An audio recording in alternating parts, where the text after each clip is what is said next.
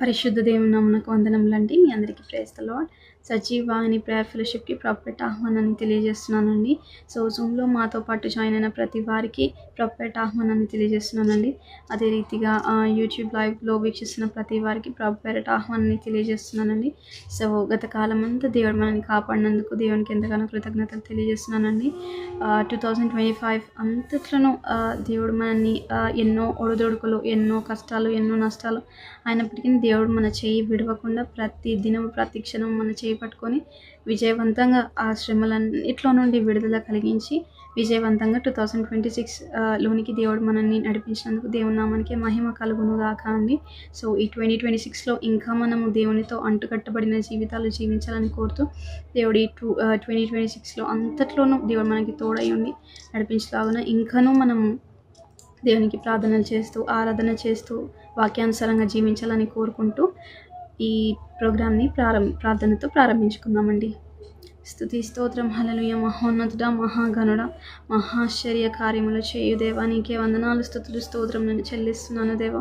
గత కాలమంతయు దేవారాజ కాపాడవు ప్రభా. అవును తండ్రి, 2025 అంతయు ప్రభా నీ అద్భుతమైన కృప చేత, నీ అద్భుతమైన కాపుదల చేత దేవా కాపాడి సంరక్షించి దేవరాజ నడిపించి తండ్రి మరి జయకరంగా దేవరాజ మరి 2026లో దేవరాజ మరి మేము అడుగుపెట్టే కృపను దయచేసావు దేవా. నీకు వందనాలు ప్రభా. యేసయ్య, ప్రతి దినము ప్రతి క్షణము దేవా నువ్వు లేనిది తండ్రి రాజా మరి మాకు బ్రతుకులేదు ప్రభా. యేసయ్య, దినం మరి మేము ఏమై ఉన్నామో ప్రభా అది కేవలం నీ కృప భాగ్యమే దేవా. నీవు గనక రాకపోతే ప్రభా, నీవు గనక జోక్యం చేసుకోకుంటే దేవా మా జీవితాలన్నీ వ్యర్థమే తండ్రి. నీకు వందనాలు ప్రభా. అపవాది బాణముల నుండి దేవా, అపవాది చిక్కుముళ్ళ నుండి దేవరాజు, అపవాది శోధనల నుండి దేవా మమ్మల్ని దినదినము క్షణక్షణము తప్పిస్తూ నడిపిస్తున్నందుకే నీకే వందనాలు చెల్లిస్తున్నాం ప్రభా. దేవా, ఈ 2026ని కూడా ప్రభా ఆశీర్వదించండి ప్రభా. మమ్మల్ని ఆశీర్వదించండి ప్రభా. మేము ఇతరులకు ఆశీర్వాదకరంగా ఉండి దేవా ఈ వాక్యానుసారంగా ఇంకానూ నడుచుకున్నట్టుకు సహాయం చేయండి ప్రభా. అయా దేవా, నీ మాట ప్రకారంగా జీవించే భాగ్యాన్ని దయచేయండి ప్రభా. ఎన్నో నా తండ్రి రాజా మరి 2025లో ఎన్నో అద్భుత కార్యాలను జరిగించిన దేవుడో తండ్రి. మరి నా తండ్రి 2026లో కూడా ప్రభా ఎన్నెన్నో అద్భుత కార్యాలు జరిగించి నీ నామానికే మహిమ, ఘనత, ప్రభావాలను నా తండ్రి రాజా మరి పొందుకొనమని వేడుకుంటున్నాం ప్రభా. పరిశుద్ధుడా, మరి ఈ 2026లో తండ్రి రాజా మరి సజీవాని ప్రేయర్ ఫెలోషిప్ అంతట్లోనూ తోడుగా ఉండండి ప్రభా. దేవా, మరి ఈ ప్రేయర్ ఫెలోషిప్ అంతట్లో కూడా తోడుగా ఉండి నడిపించమని వేడుకుంటున్నాము స్వామి. దేవా, మరి ప్రారంభ ప్రార్థన మొదలుకొని ఎండింగ్ ప్రేయర్ వరకు ప్రభా మరి ఆరాధనలోను దేవా వాక్యంలోను దేవా చివరి ప్రార్థనలన్నిట్లోనూ ప్రభా నీవే తోడుగా ఉండి నడిపించవలసిందిగా కోరుతున్నాము తండ్రి. ఎట్టి ఆటంకములు దేవరాజా మరి ఇంటర్నెట్ డిస్టర్బెన్సెస్ అని ఎట్టి ఆటంకములు కూడా లేకుండా ప్రభా వాటన్నిటిని నజరేయుడైన యేసయ్య నీ నామములో తొలగించమని వేడుకుంటున్నాం ప్రభా. నీవే నీ శక్తి చేత నింపి ప్రభరాజా నడిపించమని భక్తి అనవసరమైన శోధన కీడు దేవ మనుషుల నుండి కానీ సాతాను నుండి కానీ ఎట్టి అనవసరమైన శోధన కీడు రాకుండా ప్రతి వాటిని యేసయ్య నీ నామములో బంధిస్తూ గద్దిస్తున్నాం ప్రభా.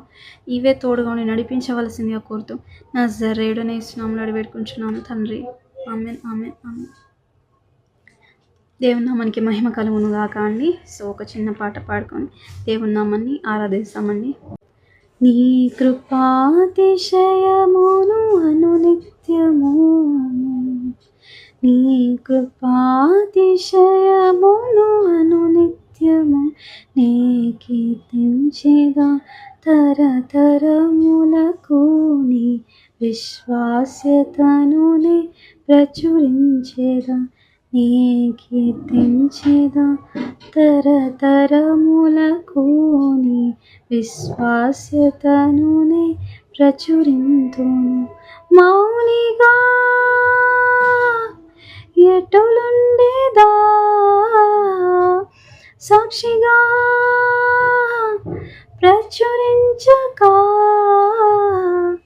నా తుది శ్వాస వరకు, నీ చెంత చేరే వరకు, నా తుది శ్వాస వరకు, నీ చెంత చేరే వరకు ఇంకా బ్రతికి ఉన్నానంటే కేవలము నీ కృపా.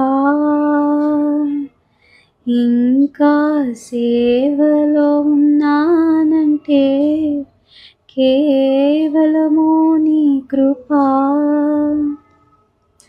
ఏమ మంచితనము లేకున్నాను, ఏ మంచితనము లేకున్నాను, కొనసాగించినది నీ కృప, నిలబెట్టుకున్నది నీ కృప, నీ కృప, నీ కృప. ఆకాశము కంటే హెచ్చైనది నీ కృప, నీ కృప. ఆకాశము కంటే హెచ్చైనది. ఇల్లు వాహనమున్నాయంటే నీదు కృపాదానమే, మెతుకు బ్రతుకు ఉన్నాయంటే నీదు కృపాదానమే, ఆరోగ్యం ఉద్యోగమున్నాయంటే కేవలము నీ కృపా, నీ కుడి చేతిలో ఉంచగనే బెన్యామీను వంతుగా మారే, ఐదంతులాయే నా భాగ్యము, విధిరాతని మార్చి నీ కృప, నీ కృప, నీ కృప. ఆకాశము కంటే హెచ్చైనది నీ కృప, నీ కృప. ఆకాశము కంటే హెచ్చైనది. మౌనిగా ఎట్టులుండేదా, సాక్షిగా ప్రచురించక, నా తుది శ్వాస వరకు నీ చెంత చేరే వరకు, నా తుది శ్వాస వరకు నీ చెంత చేరే వరకు. దేవుని నామానికి మహిమ కలుగును గాక అండి. Good evening everyone, praise the Lord. దేవుని అతి పరిశుద్ధ నామమునకు మహిమ కలుగును గాక. ఈ సాయంకాలం మనందరం కూడా ఈ ప్రార్థన సహవాసంలో కలుసుకోవటానికి దేవుడు మనకిచ్చిన మహాకృపను బట్టి మొదటిగా దేవాది దేవునికి స్తుతులు స్తోత్రాలు చెల్లిస్తున్నాను. అలాగే ఇక్కడ కూడి వచ్చిన మీ అందరికీ కూడా దేవుని నామాన వందనాలు తెలియజేస్తున్నానండి. సో దేవుడు మనకు మరి ఒక అవకాశాన్ని ఇచ్చాడు. ఆయన సన్నిధిలో గడుపుతూ ఆయన దగ్గర మన యొక్క విన్నపాలు తెలియజేసుకోవడానికి మనకు ఒక అవకాశాన్ని దేవుడు అనుగ్రహించాడు. అందుని బట్టి దేవునికి స్తోత్రం చెల్లించుకుంటున్నాను. ఈరోజు మన ప్రేయర్ ఫెలోషిప్ని ఒక చిన్న ప్రార్థనతో ప్రారంభించుకున్నాము. మహాగణుడ మహోన్నతుడ నీకు వేలాది స్తుతులు స్తోత్రం చెల్లించుకుంటున్నాం ప్రభా. ఈ సాయంకాల సమయంలో తండ్రి మేము తండ్రి ఈ విధంగా ప్రభా కూడుకొనడానికి ప్రభా మాకు ఇచ్చిన అవకాశాన్ని బట్టి సమయాన్ని బట్టి ప్రభా నీ కృపను బట్టి వేలాది స్తుతులు స్తోత్రం చెల్లించుకుంటున్నాం తండ్రి. ప్రభా ఈరోజు తండ్రి మీరు మాతో మాట్లాడాలని ఉద్దేశించిన అంశాన్ని బట్టి తండ్రి నీకు స్తోత్రం చెల్లించుకుంటున్నాం ప్రభా. దాన్ని ప్రభా మాకు వినగలిగే చెవుని తండ్రి, గ్రహించగలిగే హృదయాన్ని ప్రభా మా మనోనేత్రాలు తెరవమని మేము కోరుచున్నాము తండ్రి. మాకు కలుగ చేయమని కోరుచున్నాము తండ్రి. అలాగే ప్రభా ఈరోజు ప్రభా ఈ ప్రార్థన సహవాసములో మేము అడుగుచున్న వాటన్నిటిని ప్రభా మేము పొందుకున్నాము అన్న విశ్వాసముతో ప్రభా మేము ఇక్కడ నుండి సెలవు తీసుకునడానికి ప్రభా మాకు సహాయము దయచేయమని కోరుచున్నాము తండ్రి. ఈ కార్యక్రమంలో ఎటువంటి డిస్టర్బెన్సెస్ లేకుండా ఆది నుంచి అంతము వరకు నీ నడిపింపుతో తండ్రి ఈ కార్యక్రమాన్ని జరిగించమని త్వరలో రాని ఉన్న యేసుక్రీస్తు అది శ్రేష్టమైన పరిశుద్ధమైన నామమును బట్టి ప్రార్థించి వేడుకుంటున్నాం మా పరమ తండ్రి. ఆమేన్, ఆమేన్. మరి ఒక మారు మీ అందరికి ప్రత్యేకమైన వందనములండి. సో మీరు ఈ ప్రేయర్ ఫెలోషిప్లో జాయిన్ అయినందుకు మీకు వందనాలు తెలియజేస్తున్నాము. ఈరోజు దేవుడు మనతో మాట్లాడాలని ఉద్దేశించిన అంశం మీరు టైటిల్ కనుక చూసినట్లయితే చూడని వాటి కొరకు ప్రార్థన. సో మనము అనేక మార్లు మన లైఫ్లో ఈ ప్రార్థన అంశం అని వచ్చినప్పుడు మనం వేడి గురించి ప్రార్థన చేస్తుంటామంటే డైలీ మన లైఫ్లో ఏవైతే కష్టాలు మనం ఫేస్ చేస్తున్నామో వాటి గురించి మనము ప్రార్థన చేస్తూ ఉంటాము. సో అట్లా మనం ప్రార్థన చేసేటప్పుడు డైలీ మనం చూసే వాటి గురించే మనం ప్రార్థన చేస్తూ ఉంటామన్నమాట.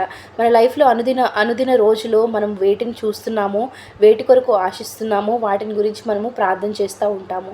అయితే దేవుడు మనకు సెలవిస్తున్నాడు కదా, మీరు చూడని వాటి కొరకు కూడా మీరు ప్రార్థన చేయండి అని దేవుడు సెలవిస్తున్నాడు. ఎందుకు అనంటే దేవుని యొక్క ఆలోచన ఎలా ఉంటుందంటే, ఆయన ఎప్పుడూ కూడా మనము ఇంకా ముందుకి మన జీవితంలో అభివృద్ధి పొందాలని దేవుడు ఆశిస్తూ ఉంటాడు. మనం ముందుకు కొనసాగాలని దేవుడు ఆశిస్తూ ఉంటాడు. సో అటువంటి ఆశీర్వాదాలు మన లైఫ్లో మనకి కలగాలి అని మనము ప్రార్థన చేయాలన్నమాట. దేవుని యొక్క ఆలోచన స్థిరంగా ఉంది. ఆయన మన జీవితంలో అభివృద్ధిని చూడాలనుకుంటున్నాడు. దేవుడు ఏదోని తోటలో ఆదామును అవ్వను సృజించినది మొదలుకొని ఇప్పటి వరకు కూడా దేవుని యొక్క ఆశీర్వాదం ఎలా ఉంటుందంటే, మీరు అభివృద్ధి పొందండి, మీరు విస్తరించి భూమిని నింపండి అని దేవుని యొక్క ఆశీర్వాదం ఉంటుందన్నమాట. అభివృద్ధి అని దేవుని యొక్క ఆలోచనే ఉంటుంది. కానీ మనము మన లైఫ్స్లో మనము ఆశించేవన్నీ కూడా చాలా లిమిటెడ్గా మనము పెట్టుకుంటూ ఉంటాము. దేవుని యొక్క ఆశీర్వాదము ఎంతో గొప్పదై ఉన్నదని మనము గ్రహించలేకపోతున్నాం అన్నమాట. అయితే దేవుడు వాగ్దానం చేస్తున్నాడు కదా, మీరు చూడని వాటిని నేను మీకు అనుగ్రహిస్తాను అంటున్నాడు. ఇంతకు మునుపు జరగని రోజులు మన లైఫ్లో మనం చూడబోతున్నాం అన్నమాట. డైలీ మన లైఫ్లో సేమ్ రిపీటెడ్ లైఫ్ అనేది మనం చూస్తూ ఉంటాము. రోజు మార్నింగ్ లెగవటం, మనం వర్క్ చేసుకోవటం, ఆ తర్వాత దేవునితో సమయాన్ని గడపటం, ఇదంతా కూడా చాలా మనకి నార్మల్గా అనిపిస్తూ ఉండొచ్చు. ప్రతిరోజు అదే శ్రమ, ప్రతిరోజు అదే వేదనతో, ప్రతిరోజు ఒక కృతదనం అనేది లేకుండా మన లైఫ్లో మనం గడుపుతూ ఉండవచ్చు. కానీ ఇప్పటి నుండి మన యొక్క ఆలోచన అనేది మనం మార్చుకోవాలన్నమాట. ఎందుకంటే దేవుడు చెప్తున్నాడు, మీరు మీ లైఫ్లో అంతకుముందు జరగబోవు సంగతుల విషయమై మీరు ప్రార్థన చేయండి అని చెప్పి. ఎందుకంటే మనము ప్రార్థన ద్వారా మనము ఒక మేనిఫెస్టేషన్ మనం చేసినాం అనమాట. దేవా నా జీవితంలో ఇది జరగాలి అని చెప్పి మనం దేవుని అడుగుతున్నాము. దేవునితో మనం సంభాషించేటప్పుడు మన యొక్క సంభాషణ దేవునికి అనుకూలమైన ఆలోచనలతో ఈక్వల్గా మనము అడగాలన్నమాట. దేవుని యొక్క ఆలోచనలు ఎలా ఉంటాయండి, మన మేలు కొరకై ఉంటాయి. మనకు ఎంతో ఉన్నతమైన స్థానాన్ని కలుగజేసే విధంగా దేవుని యొక్క ఆలోచనలు అనేవి ఉంటాయన్నమాట. సో మనం కూడా దేవునితో సంభాషించేటప్పుడు, ప్రార్థన అంటే మనం దేవుని దగ్గర కూర్చొని మనం ఆయనతో మాట్లాడుతున్నాము, మన యొక్క భారాన్ని మనం ఆయనతో పంచుకుంటున్నాము, మన యొక్క అవసరతలను మనము ఆయన దగ్గర అడుగుతూ ఉన్నాము. సో అటువంటి సిచ్యువేషన్లో మనము ఆ ప్రార్థన ఎలా ఉండాలంటే, మనము ఇంతకుముందు ఎప్పుడు చూడని వాటి గురించి కూడా దేవుని అడగాలన్నమాట. ఈరోజు మనము ఎందుకు ఆ చూడని వాటి గురించి అడగాలి అని ఎందుకు చెప్తున్నానంటే, దేవుడు ఆ చూడని వాటిని ఇస్తానని వాగ్దానం చేశాడండి. మన పాత నిబంధనలో మనం చూసినట్లయితే మనకు విశ్వాసానికి గుర్తుగా అనేక మంది ఫెయిత్ హీరోస్ని మనం చూస్తూ ఉంటాము.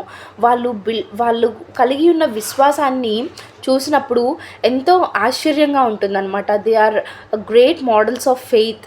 వాళ్ళు అటువంటి విశ్వాసాన్ని ఎలా కలిగి ఉన్నారు అని మనం ఆలోచన చేసినప్పుడు, ఆ చూడని వాటి గురించి వాళ్ళు ఎలా అంత నమ్మకం ఉంచారని మనం ఆలోచన చేసినప్పుడు, అక్కడ దేవుడు తప్ప మరి ఏ ఒక్క ఆధారము లేదు. దేవుని మాటను వారు ఆధారంగా చేసుకొని అంత విశ్వాసాన్ని కనపరచగలిగారనమాట. మనం చూస్తే ఆది నుంచి హెబ్రీలకు రాసిన పత్రిక 11వ అధ్యాయంలో కొంతమంది గ్రేట్ మోడల్స్ ఆఫ్ ఫెయిత్ మనం చూస్తామన్నమాట. వాళ్ళందరూ కూడా అంత విశ్వాసాన్ని అంత దృఢంగా ఎలా చేపట్టుకోగలిగారంటే, వాళ్ళు దేవుని యొక్క మాట మీద, ఆయన వాగ్దానం మీద విశ్వాసం ఉంచారనమాట. ఆ విశ్వాసాన్ని బట్టి వారు చూడని వాటి కొరకు నిరీక్షణతో, ఓర్పుతో ఎదురు చూసి వాటిని స్వాధీనం చేసుకున్నారు. సో ఈరోజు కూడా మనము అటువంటి విశ్వాసాన్ని మనము కలిగి ఉన్నప్పుడు అదే చూడని రోజుల్ని మన లైఫ్లో మనం చూడబోతాం అన్నమాట. ఇది వరకు ఎప్పుడు కూడా మన లైఫ్ అనేది ఏ సేమ్ లైఫ్ అనేది మనం చూస్తున్నామో ఇక మీదట అటువంటి సేమ్ లైఫ్ అనేది మనము చూడము. దేవుడు ఆ విధంగా వాగ్దానం చేస్తున్నాడు. ఆ వాగ్దానాన్ని బట్టి మనం ఎప్పుడైతే విశ్వాసంతో ముందుకు వెళతామో డెఫినెట్లీ మనము ఆ చూడని వాటి కొరకు మనం ప్రార్థన చేసినప్పుడు డెఫినెట్లీ వాటి మన జీవితంలో చూడగలుగుతాము. అటువంటి రోజుల్ని మన లైఫ్లో మనం కౌంట్ చేసుకోగలుగుతాము. ఇటువంటి రోజులన్నీ కూడా నేను ఎప్పుడూ ఉంటాయని అనుకోలేదు, కానీ దేవుడు నాకు వాగ్దానం చేశాడు. ఆ వాగ్దానాన్ని బట్టి నేను ప్రార్థిస్తున్నాను, దాన్ని నేను పొందుకుంటాను అన్న విశ్వాసంతో మనం ముందుకు కొనసాగినప్పుడు ఆ రోజులను నువ్వు జీవితంలో లెక్కిస్తావు అనమాట. ఈ రోజులు నా జీవితంలో జరిగాయా అని చెప్పి నువ్వు తర్వాత భవిష్యత్తులో వాటిని జ్ఞాపకం చేసుకుంటావు. అటువంటి విశ్వాసం మనలో బలపడాలంటే మనము చేయాల్సిన మొదటి పని ఏంటంటే దేవుడు మనకు ఇచ్చిన మాటను బట్టి మనం ముందు కొనసాగుతూ ఉండాలన్నమాట. యెహోషువ గ్రంథము 1వ అధ్యాయము 3వ వచనము.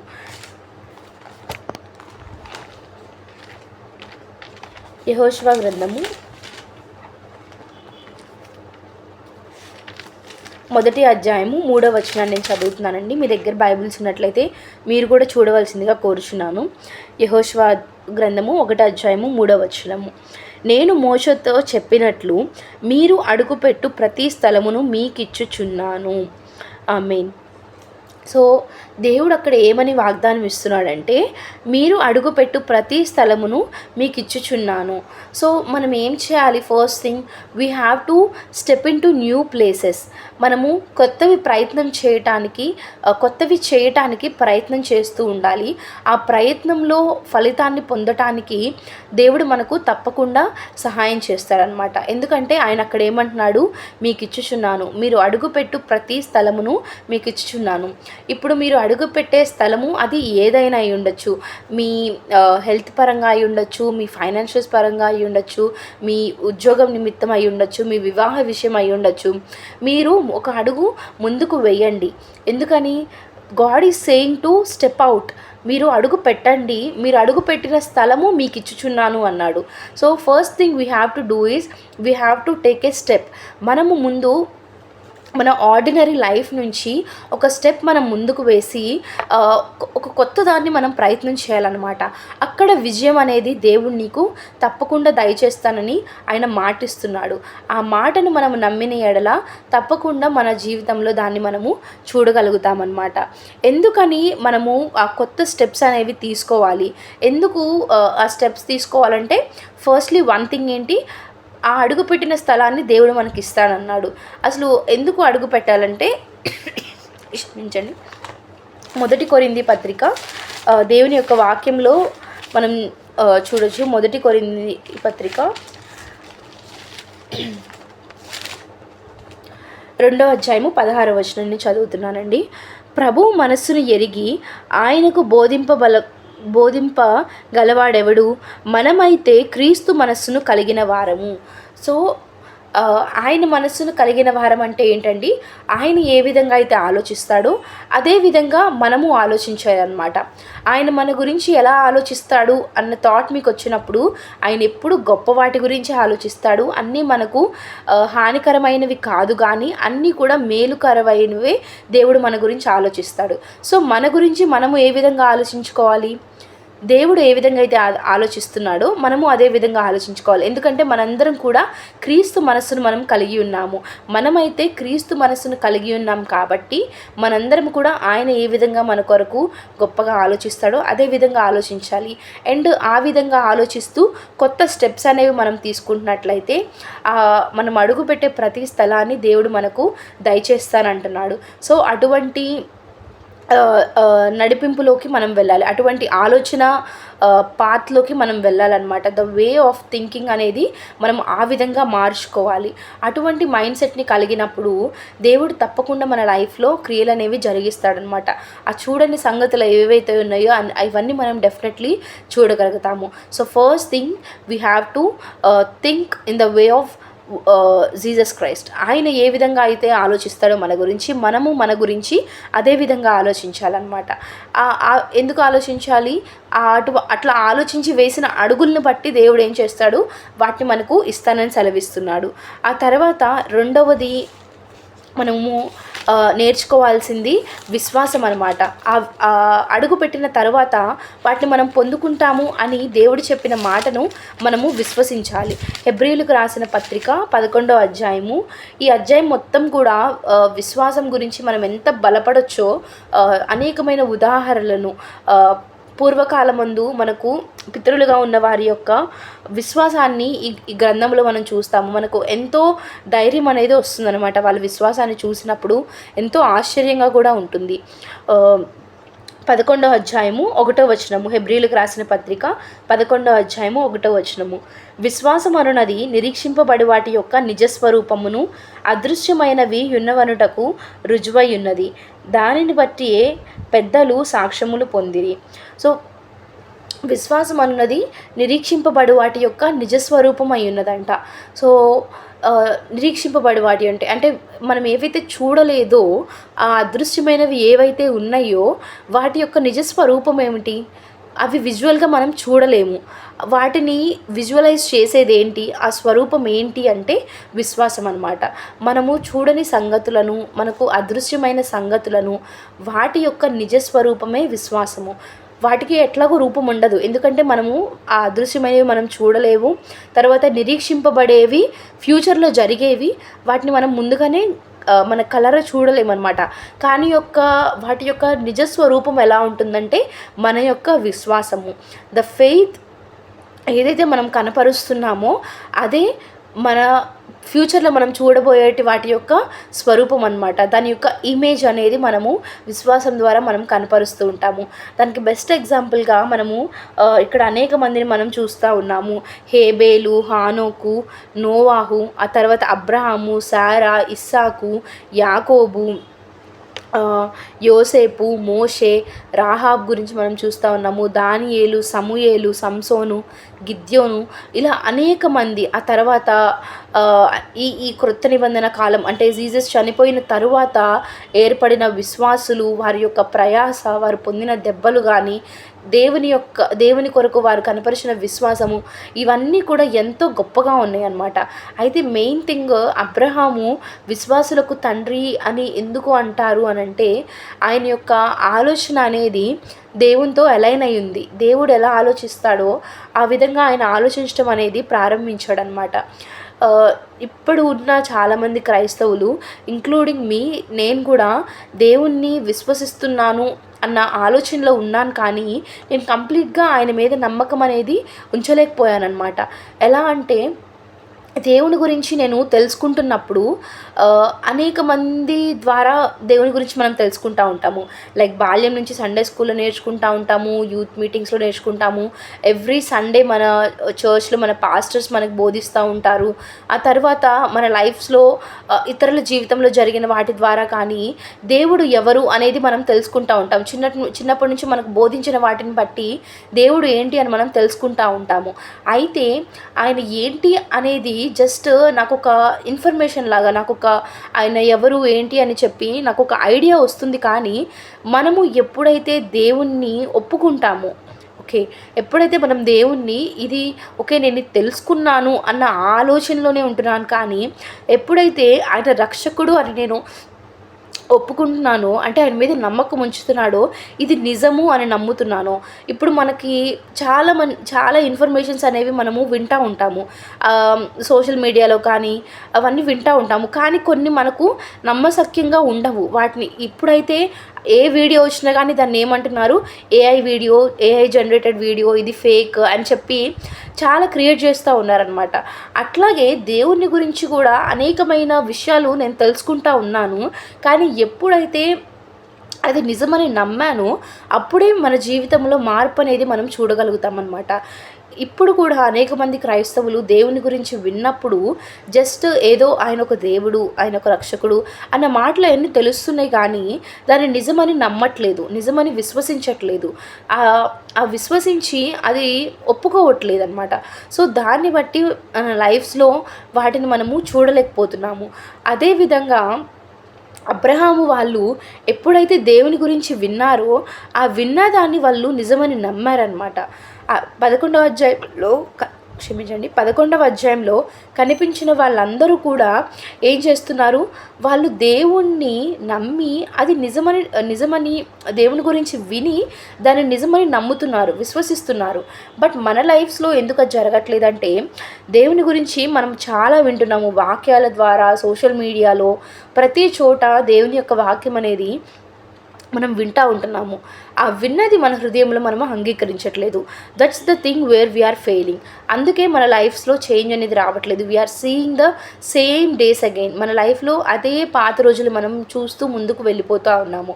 సంవత్సరాలు అలా గడిచిపోతూ ఉన్నాయి. But still God is giving us chance. నువ్వు నీ ఆలోచన విధానాన్ని మార్చుకో. నేను నీకు వాగ్దానం చేసినవన్నీ కూడా అవి అలాగే స్థిరంగా ఉన్నాయి. ఆ వాగ్దానాలను మనము పొందుకోవాలంటే మనము ప్రయత్నం చేయాలి. వాటి గురించి మనము ప్రార్థన చేయాలి. సో అబ్రహాము కూడా దేవుడు పిలిచినప్పుడు ఆయన ఎలా ఉన్నాడండి, ఎంతో విగ్రహారాధనలో ఉన్నాడు. ఏది కూడా నిజమైన దేవుడు ఎవ్వరు అని ఆ విగ్రహాల ద్వారా ఆయన తెలుసుకోలేకపోయాడు. అటువంటి సిచ్యువేషన్లో దేవుడు అబ్రహామును పిలిచినప్పుడు నేను ఆయన చెప్పిన మాటలు, దేవుడు చెప్పిన మాటలు నమ్మశక్యంగా ఉండవన్నమాట. అటువంటి మాటలు దేవుడు అబ్రహాంతో పలికాడు. 12వ అధ్యాయం మనం చూసినట్లయితే, ఆదికాండము 12వ అధ్యాయంలో మనం చూసినట్లయితే దేవుడు ఎలా పిలుస్తున్నాడండి అబ్రహాముని, నీవు లేచి నీ దేశము నుండి, నీ బంధువుల యొద్ద నుండి, నీ తండ్రి ఇంటి నుండి బయలుదేరి నేను నీకు చూపించు ప్రదేశమునకు వెళ్ళుము. నిన్ను గొప్ప జనముగా చేసి నిన్ను ఆశీర్వదించి నీ నామమును గొప్ప చేసెదను. నీవు ఆశీర్వాదముగా ఉందువు. నిన్ను ఆశీర్వదించు వారిని ఆశీర్వదించేదను, నిన్ను దూషించిన వారిని శపించెదను. భూమి యొక్క సమస్త వంశములు నీ యొద్ద ఆశీర్వదింపబడునని అబ్రాముతో అనగా, సో ఎట్లా ఇచ్చాడండి దేవుని యొక్క వాగ్దానము. ఆ తర్వాత 6వ అధ్యాయంలో 6వ వచనము, 12వ అధ్యాయము 7వ వచనము, యెహోవా అబ్రామునకు ప్రత్యక్షమయ్యి నీ సంతానమునకు ఈ దేశం ఇచ్చేదని చెప్పగా, అతడు తనకు ప్రత్యక్షమైన యెహోవాకు ఒక బలిపీఠమును కట్టెను. అక్కడ నుండి అతడు బయలుదేరి, సో ఇదంతా మనం ముందుకు చూస్తూ ఉంటే ఫస్ట్ దేవుని యొక్క వాగ్దానం ఏమని ఇచ్చాడండి, నువ్వు ఆ దేశమును వెళ్ళి అక్కడ నుండి బయటకు రా, నిన్ను గొప్ప జనముగా నేను చేస్తాను, గొప్ప జనముగా చేసి నిన్ను ఆశీర్వదించి నీ నామమును గొప్పగా చేస్తాను, నువ్వు ఆశీర్వదింపబడతావు. నిన్నెవరైతే ఆశీర్వదిస్తారో వారిని నేను ఆశీర్వదిస్తాను, అలాగే ఎవరైతే నేను దూషిస్తారో వారిని నేను దూషిస్తాను, ద్వేషిస్తానని చెప్పి దేవుడు సెలవిస్తున్నాడు అనమాట. సో ఆ వాగ్దానము అబ్రహామునకు నిజంగా ఆ సిచ్యువేషన్లో నమ్మాలంటే చాలా కఠినంగా ఉండుండొచ్చు. ఆ సిచ్యువేషన్ చాలా కష్టంగా అనిపించుండొచ్చు. ఎందుకంటే అవి ఏవి కూడా నమ్మశక్యంగా లేవు. నీకు ఈ దేశాన్ని ఇస్తాను, నీకు ఒక గొప్ప జనముగా చేస్తాను, నీ సంతానమునకు కానాను దేశాన్ని నేను అనుగ్రహిస్తాను అని చెప్పి ఇట్లా వాగ్దానం చేస్తున్నప్పుడు అబ్రహాము వాటన్నిటినీ చూడక మునిపే విశ్వసించాడు. చూడని సంగతులను గురించి ఆయన నమ్మాడు కాబట్టి ఆ రోజు అక్కడి నుండి బయటకు వచ్చి దాన్ని పొందుకోగలిగాడనమాట. సో మనం కూడా ఆ చూడని వాటి గురించి మనము నమ్మకం ఉంచాలి. అబ్రహాము ఎటువంటి విశ్వాసంతో ముందుకు వెళ్ళాడో అని మనం ఆలోచన చేసినట్లయితే హెబ్రీ పత్రిక 11వ అధ్యాయము 10వ వచనము చదువుదామండి. ఏలయనగా దేవుడు దేనికి శిల్పి అయి నిర్మాణకారుడై ఉన్నాడో పునాదులు గల ఆ పట్టణము కొరకు అబ్రహాము ఎదురుచూచుచుండెను. సో అబ్రహాం యొక్క లైఫ్ ఎలా ఉండిద్దంటే గుడారాలు వేసుకోవటం, అక్కడి నుంచి మళ్ళీ ప్రదేశాలకు మూవ్ అవటం, అట్లా ఆయన దేవుడిచ్చిన వాగ్దానంలో ప్రయాణం చేస్తూ ఉన్నప్పుడు కూడా ఎక్కడా కూడా దేవుడు ఆ వాగ్దానాన్ని నెరవేరుస్తాడు అన్న ఆనవాళ్ళు ఆయనకి కనపడకపోయినప్పటికీ దేవుడు చెప్పిన మాట ప్రకారము ఆయన ముందుకు కొనసాగుతూ ఉన్నాడు. సో మన లైఫ్లో కూడా ఆ ఆనవాళ్ళు అనేవి మనము చూడకపోయినట్లయితే మనం ఏం చేయాలి, మన విశ్వాసాన్ని మనము కోల్పోకూడదు. ఎందుకంటే మాట ఇచ్చినవాడు నమ్మదగినవాడు, డెఫినెట్లీ ఆయన నిలబెట్టుకుంటాడు, ఆ వాగ్దానాన్ని మన జీవితంలో నెరవేరుస్తాడు అన్న ఆలోచనలోనే ముందుకు వెళ్ళాలి. కానీ ఇంకా నాకు ప్రూఫ్స్ కనపడట్లేదు, నా లైఫ్లో ఏం చేంజెస్ రావట్లేదు, ఈ వాగ్దానం నేను పొందుకుంటాను అనటానికి నాకు ఎవిడెన్స్ ఏం లేవు, సిమ్టమ్స్ ఏం కనిపించట్లేదు అని చెప్పి మన యొక్క విశ్వాసాన్ని మనము బలహీనపరుచుకోకూడదు అనమాట. సిచ్యువేషన్స్కి వ్యతిరేకంగా ఆయన కార్యాలు జరిగించగలడు. పరిస్థితులు ఎలా ఉన్నా కూడా దానికి వ్యతిరేకంగా మన విశ్వాసం ఉండాలన్నమాట. పరిస్థితులు బయట కనిపించే వాటితో కన్నా మన విశ్వాసము వ్యతిరేకంగా పోరాడినప్పుడు డెఫినెట్లీ ఫలం అనేది మనం చూస్తామన్నమాట. అబ్రహాము కూడా దేవుడు అబ్రహామును ఇస్సాకుని ద్వారా తన సంతానాన్ని ఇస్తానని వాగ్దానం చేశాడు. ఆదికాండము 21వ అధ్యాయం మనం చూసినట్లయితే, ఆదికాండము 21వ అధ్యాయము 12వ వచనాన్ని నేను చదువుతున్నానండి. అతని కుమారుని బట్టి ఆ మాట అబ్రహామునకు సారా ఏం చేస్తుంది, హాగరు యొక్క కుమారుణ్ణి తన దాసిని ఇద్దరిని పంపించి వేస్తుంది అనమాట. సో 10వ వచనం నుండి నేను చదువుతున్నానండి. ఆదికాండము 21వ అధ్యాయము 10వ వచనం నుండి చదువుతున్నాను. ఈ దాసిని దీని కుమారుణ్ణి వెళ్ళగొట్టుము, ఈ దాసి కుమారుడు నా కుమారుడైన ఇస్సాకుతో వారసుడై ఉండడని అబ్రహాముతో చెప్పాను. సో అబ్రహాముతో ఏమని చెప్పింది, ఇస్సాకు అండ్ ఈ దాసి కుమారుడు అంటే ఇష్మాయేలు వీళ్ళిద్దరూ నా కొడుకుతో సమానంగా వారసుడు కాలేడని చెప్పి సారా చెప్పినప్పుడు అతని కుమారుని బట్టి ఆ మాట అబ్రహామునకు మిక్కిలి దుఃఖము కలుగజేసింది. సో సారాయే మొదటిగా ఏం చేసింది, దేవుడు వాగ్దానం ఇచ్చినప్పుడు హాగరు వలన వచ్చే కుమారుడు తన యొక్క సంతానంగా తను స్వీకరించుకొని ఏం చేద్దాం అనుకుంది, దేవుని యొక్క వాగ్దానాన్ని ఆ విధంగా పొందుకుందాం అనుకుంది. కానీ దేవుని యొక్క వాగ్దానం ఏంటి, అబ్రహామునకు సారాకు కలుగజేసిన సంతానం ద్వారానే అది అబ్రహాము యొక్క సంతానం అనబడునని దేవుడు వాగ్దానం చేశాడు. అయితే ఆ మాట చొప్పున అబ్రహాము హాగర్ను చేర్చుకొని ఇష్మాయేలును కంటాడు. కానీ సారా మళ్ళీ ఏం చేస్తుంది, ఇతడు వారసుడై ఉండడు, ఇస్సాకుతో ఇతడు వారసుడు కాలేడని చెప్పి సారా మాట చెప్తుందనమాట. అప్పుడు దేవుడు ఏం చేస్తాడంటే, అబ్రహాము దాన్ని బట్టి మిక్కిలి దుఃఖము కలుగజేశాను. అయితే దేవుడు ఈ చిన్నవాని బట్టి నీ దాసిని బట్టి నువ్వు దుఃఖపడవద్దు, సారా నీతో చెప్పు ప్రతి విషయంలో ఆమె మాట వినుము, ఇస్సాకు వలన అయినదియే నీ సంతానం అనబడును అని దేవుడు వాగ్దానం చేశాడనమాట.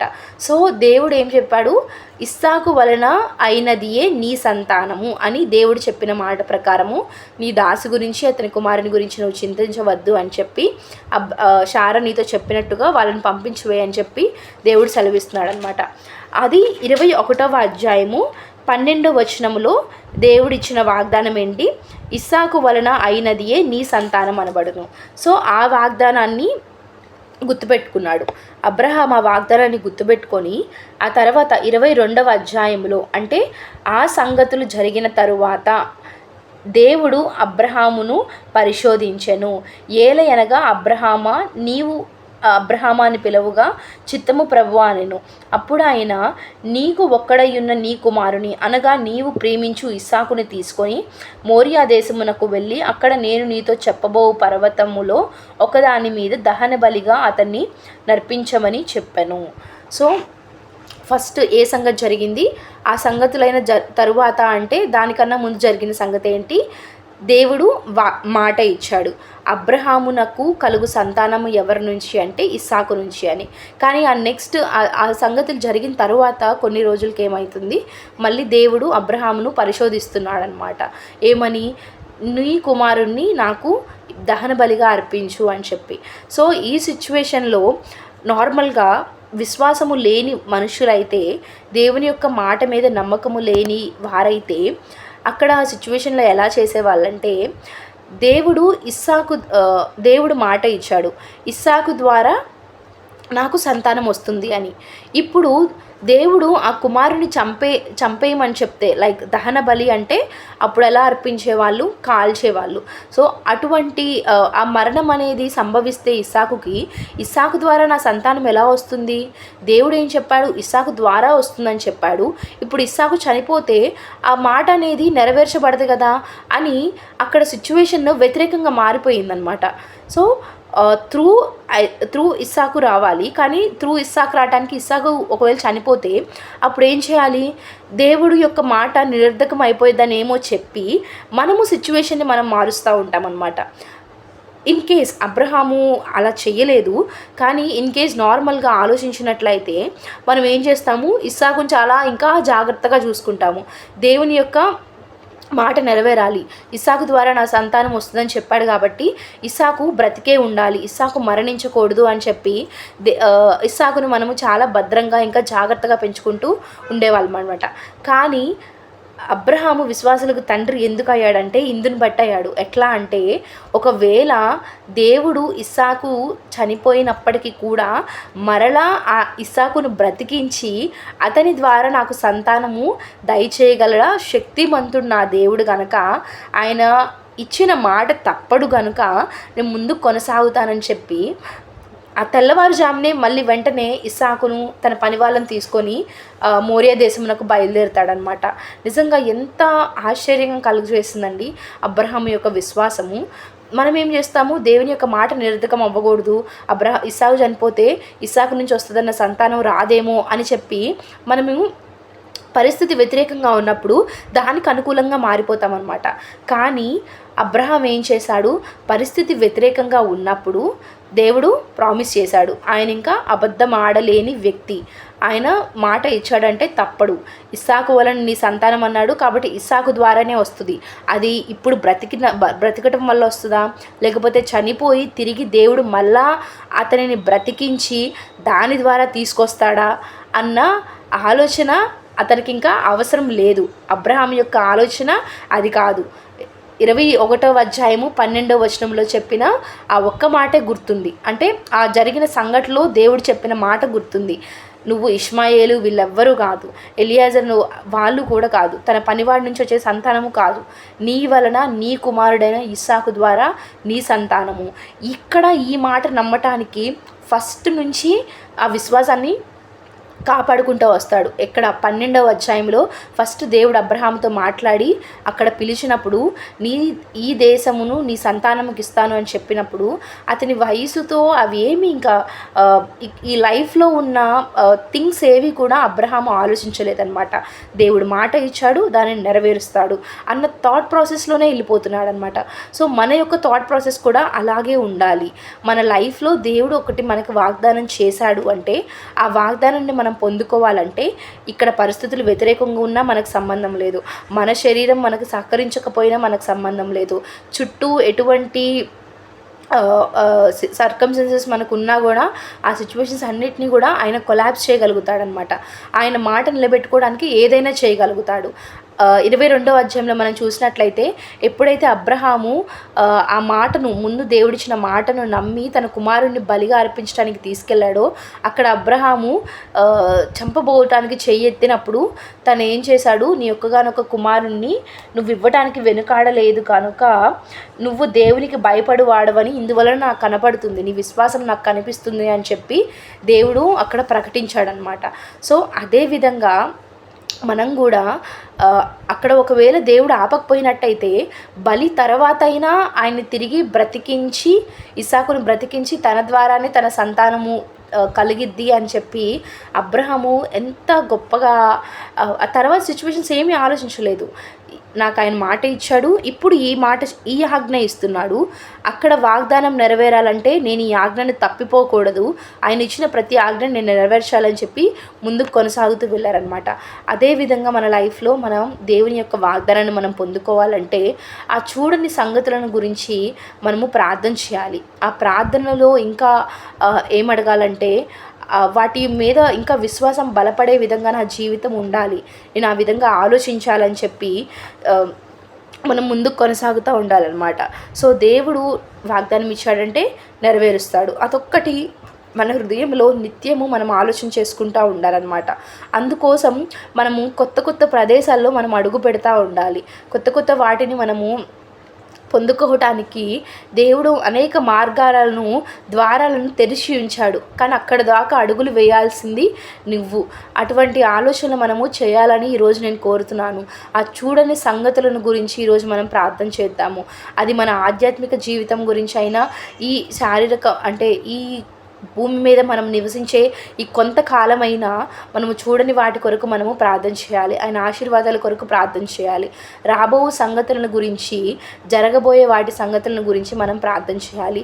మరి ముఖ్యంగా అదృశ్యమైనవి అంటే ఆ పరలోకమందు మనకు ఒక నివాసం ఏర్పరచబడిందని, ఆ నివాసం కోసం చేసే ప్రయాణంలో వీటన్నిటిని మనం ఎదుర్కొంటున్నప్పుడు వీటిని కూడా దేవుడు మనకు అనుగ్రహిస్తాడు, ఆశీర్వదిస్తాడు అని చెప్పి మనం ముందుకు కొనసాగుతూ ఉండాలి. మరి ముఖ్యంగా నిత్య జీవం కొరకై మనము ప్రార్థన చేస్తూ ఉండాలన్నమాట. ఆయన మనల్ని నీతిమంతులుగా తీర్చి ఆయనతో పాటు మనల్ని కూర్చోబెట్టుకుంటాడనమాట.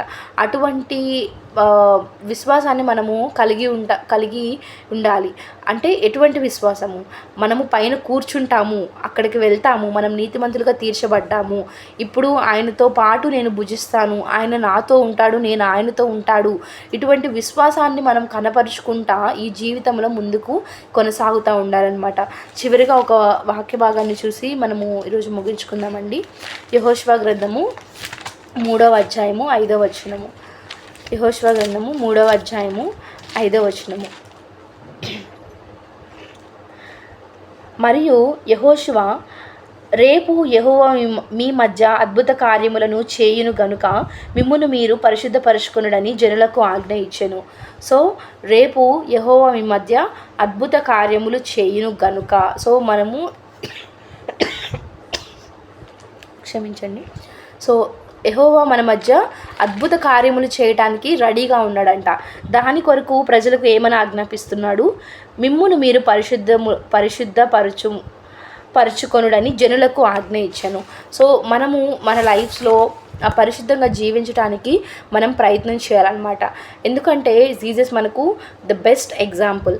అలాగే ఇందాక మనం చూసిన ఫెయిత్ హీరోస్లో కూడా వాళ్ళందరికీ పరిస్థితుల్లో అనేక పాపంలో పడే సిచ్యువేషన్స్ వచ్చినప్పటికీ కూడా, లైక్ యేసబ్బుకు కానీ అబ్రహాముకు కానీ ఇలా అనేక మందికి ఆ సిచ్యువేషన్స్ వచ్చినప్పుడు వాళ్ళు కొన్నిసార్లు త్రొట్టిల్లు ఉండొచ్చు, కొంతమంది త్రొట్టిల్లకుండా విశ్వాసాన్ని కనపరుస్తూ వెళ్ళారు. ఎగ్జాంపుల్ యోసేపుని చూసుకుంటే అసలు ఎక్కడా త్రొట్టిల్లకుండా ఆ విశ్వాసంలో పాపంలో పడకుండా విశ్వాసంతో ముందుకు కొనసాగాడు. అయితే దావీదుని మనం చూసినప్పుడు పాపంలో పడినప్పటికీ తిరిగి లేచి దేవుని చెంతకు వచ్చారనమాట. సో అలాగా మనల్ని మనము పరిశుద్ధులుగా జీవించుకోవటానికి మనకు అనేక మంది మాదిరిగా ఉన్నారు. అయితే మనకు ముఖ్యమైన మాదిరి జీసస్ అనమాట. శరీరధారిగా ఉన్న దినములలో అనేక శ్రమలు ఆయనకు సంభవించినప్పుడు ఆయన పాపము ఆయనకు అంటలేదు, కానీ దేవునికి విధేయతగా ఆయన నేర్చుకొని ఆ విధేయత ద్వారా ముందుకు కొనసాగుతూ వెళ్ళాడనమాట. సో మన లైఫ్లో కూడా మనము పరిశుద్ధపరచబడటానికి దేవుడు అవకాశాన్ని అనుగ్రహిస్తాడు.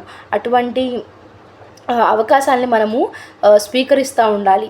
ఎందుకంటే పాపము చాలా సులువుగా మనల్ని చిక్కులు పెడతా ఉంటుంది. కానీ మన యొక్క విశ్వాసము ఎలా ఉండాలంటే, నేను దేవుని యొక్క నీతినై ఉన్నాను, నేను పాపం జోలికి వెళ్ళకూడదు అన్న ఆలోచన మనకి రావాలన్నమాట. దేవుడు సిలువ మీద జరిగించిన కార్యము ద్వారా మనం ఏమై ఉన్నాము? మనం పాపులము కాదు, కానీ ఇప్పుడు నీతిమంతులుగా తీర్చబడుతున్నాము. అయితే ఆ నీతిమంతుడు పాపం చేయడు కదా. నీతిమంతుడు ఏం చేస్తాడు? నీతి క్రియలు చేస్తూ ఉంటాడు. పాపి ఏం చేస్తాడు? పాపపు క్రియలు చేస్తూ ఉంటాడు. ఇప్పుడైతే మనము పాపి కాదు, మనము నీతిమంతులమని దేవుడు సెలవిస్తున్నాడు. సో అటువంటి దాన్ని బట్టి, ఆ మాటను బట్టి మనం ఏం చేయాలి? నీతి క్రియలనే చేయటానికి మనల్ని మనము ప్రిపేర్ చేసుకుంటూ ఉండాలి. మనల్ని మనము శోధించుకుంటూ మనల్ని మనమే క్రొత్త దానిగా చేసుకుంటూ ఉండాలి. మనలో మనము ఒక కొత్త పాత్రగా ఏర్పరచబడుతూ ఉండాలన్నమాట. దానికి సహాయము దేవుడు ఖచ్చితంగా చేస్తాడు. సో పగిలిన పాత్రలా మనము ఉన్నాము అన్న ఆలోచన మీకు వచ్చినట్లయితే అందులో నుంచి దేవుని యొక్క గొప్ప వెలుగుని మనము చూడగలుగుతామన్నమాట. ఆయన ఒక మంచి కుమ్మరి. సో ఈరోజు మనము ప్రార్థన చేసేటప్పుడు చూడని వాటి గురించి మనం అడుగుతాము. మన లైఫ్లో ఇంతకుముందు ఎప్పుడు చూడని రోజుల గురించి అవి మన జీవితంలో ఉండాలని మనము ప్రార్థన చేద్దాము. అదేవిధంగా మన శాశ్వత నివాసమైన పరలోకములో దేవునితో మనం కలిసి నివసించే విధంగా మన విశ్వాసాన్ని మనం కనపరుచుకోవాలని, ఆ చూడని యొక్క లోకమును మనము చూడాలని చెప్పి మనము ప్రార్థన చేద్దాము. అటువంటి ప్రార్థన మనందరము కలిగి ఉందాము. ఈరోజు ఈ ప్రేయర్ ఫెలోషిప్లో మనం దాని గురించి మనము ప్రార్థన చేద్దాము. దేవుడి కొద్ది మాటలు దీవించి ఆశీర్వదించునుగాక. ప్రార్థన చేసుకుందామండి. మహాగరుడ, మహోన్నతుడ, నీ ఘనమైన విలువైన శ్రేష్టమైన నామమునకు వేలాది స్తుతులు స్తోత్రం చెల్లించుకుంటున్నాం ప్రభా. తండ్రి, ఇప్పటి వరకు ప్రభా నీవు మాకు తోడుగా ఉండి తండ్రి మాతో మాట్లాడినందుకు నీకు స్తోత్రములు తండ్రి. ప్రభా తండ్రి, అడుగు వాటికంటే ఊహించు వాటికంటే అత్యధికముగా దయచేయగల దేవుని శక్తివి నువ్వై ఉన్నావని ప్రభా మేము నమ్ముచున్నాము తండ్రి. ప్రభా మేమైతే అడుగుచున్నాము తండ్రి, మేమైతే ఊహిస్తున్నాము ప్రభా. తండ్రి, మాకేమి కావాలని చెప్పి మేము అడుగుతున్నాము, మాకేమి కావాలని మేము ఊహిస్తున్నాము, మేము చూడని వాటి కొరకు ఈరోజు అడుగుతున్నాము తండ్రి. అయితే ప్రభా నువ్వు వాటికంటే అధికముగా దయచేస్తానని ప్రభా నువ్వు మాట ఇస్తున్నావు తండ్రి. ఆ మాటను తండ్రి మేము పట్టుకొని ప్రభా మా జీవితంలో తండ్రి మేము అడుగులు వేయడానికి మాకు సహాయము దయచేయమని కోరుచున్నాము తండ్రి. మమ్మల్ని మేము పరిశుద్ధపరచుకొని ప్రభా తండ్రి నీ యొక్క రక్తముతో తండ్రి నువ్వు మమ్మల్ని పరిశుద్ధులుగా చేసావు ప్రభా. అటువంటి పరిశుద్ధతను మేమందరం తండ్రి కలిగి ప్రభా మా జీవితంలో కొనసాగడానికి సహాయము దయచేయమని కోరుచున్నాము తండ్రి. అటు కృపను మాకు దయచేయండి ప్రభా. నీ కృపాసనమునొద్దకు తండ్రి మేము ధైర్యంగా రావటానికి కారణం కేవలం నీ కృపా, నీ దయా హృదయం మాత్రమే తండ్రి. మేము చేసిన పాపముల చేత తండ్రి ప్రభా మా క్రియల ద్వారా తండ్రి మేము నీతిమంతులమని తీర్చబడట్లేదు కానీ ప్రభా నీవు చేసిన ఆ శిలువ కార్యము ద్వారా తండ్రి మేము నీతిమంతులమని తీర్చబడుతున్నామని నువ్వు సెలవిచ్చావు ప్రభా. అటువంటి నీతిమంతులమైన మేము తండ్రి కేవలము ప్రభా నీతి పనులు చేస్తూ నీతి క్రియలను జరిగించు ప్రభా. నీ యొక్క విశ్వాసములో ప్రభా విశ్వాసముతో క్రియలను మేము కనపరుస్తూ ప్రభా ముందు కొనసాగటానికి మాకు సహాయము దయచేయమని, ఈ చిన్ని ప్రార్థన నెరవేర్చమని త్వరలో రాని యేసుక్రీస్తు అతి శ్రేష్టమైన నామమును బట్టి ప్రార్థించి వేడుకుంటున్నాం మా పరమ తండ్రి. ఆమేన్. ఆమేన్. మరి ఒక మారు మీ అందరికి ప్రత్యేకమైన వందనములండి. దేవుని చిత్తమైతే మరి ఒక వారం మళ్ళీ కలుద్దాము. అప్పటి వరకు దేవుడు మనందరికీ తోడయ్యుండును కాక. ఆమేన్.